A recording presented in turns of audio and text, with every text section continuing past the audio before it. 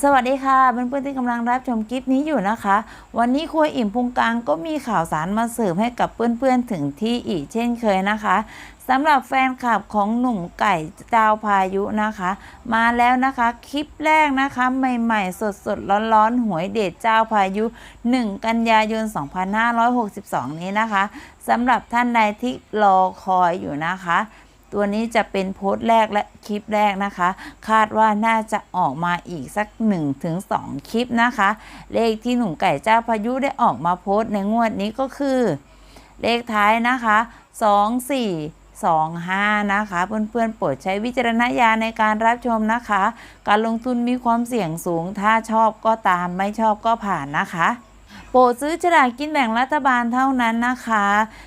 อย่าลืมกดติดตามกดไลค์กดแชร์เพื่อเป็นกำลังใจให้เราด้วยนะคะผิดพลาดประการใดก็ขออภัยมาณตรงนี้นะคะขอบพระคุณมากนะคะสำหรับคลิปนี้ขอให้เฮงเฮงรวยรวยกันในวันที่1กันยายน2562นี้นะคะ